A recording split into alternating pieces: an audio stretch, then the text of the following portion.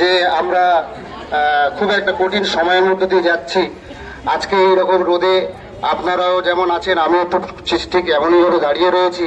সত্যি খুব কষ্টদায়ক এবং বলতে দ্বিধা নেই যে আপনাদের এই কষ্টটা কিন্তু সমানভাবে সমব্যথী আমরা সবাই প্রত্যেকেই। যে এখানে এখানে এখানে আপনাদের জন্য যদি আমার পক্ষ থেকে যদি কিছু করার থাকে, যেখানে আমি তো হায়ার অথরিটি নয়, আমি সুপ্রিম অথরিটিও নই যে আমি বলে দিলেই ব্যাপারটা হয়ে যাবে।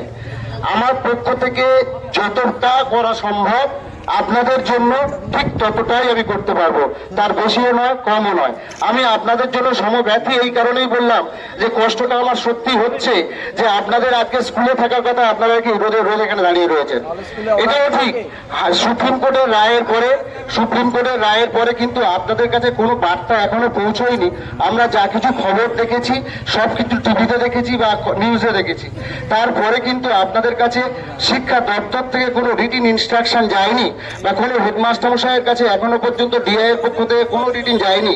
তাহলে আপনারা যারা স্কুলে যাচ্ছিলেন তারা কেন স্কুল বন্ধ করবেন? তারা নিশ্চয়ই স্কুলে যাবেন, স্কুলে যান। এবং যে সমস্ত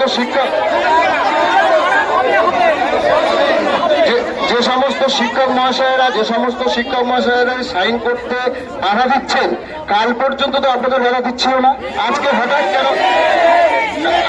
তাহলে যাদের আমি রিটিন চাইছি,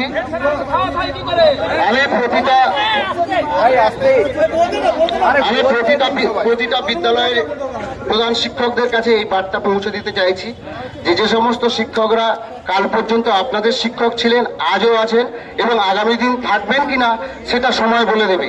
কিন্তু ঘটনা হচ্ছে যে এখনো পর্যন্ত আমরা আমাদের পক্ষ থেকে বা দপ্তরের পক্ষ থেকে কোনো রিটিন বার্তা দিইনি যে আপনাদের স্কুলে যাওয়া বন্ধ করতে হবে। তারপরে আসি স্যালারির পক্ষ। স্যালারি বন্ধ হওয়ার কোনো বার্তা কি আপনারা পেয়েছেন? আমাদের কাছ থেকে কোনো রিটিন ইনস্ট্রাকশন আপনারা পেয়েছেন? পাননি এখনো। তাহলে এত অডিট হওয়ার কি আছে যে আপনাদের স্যালারি বন্ধ হয়ে যাবে? আরে আমার পক্ষ থেকে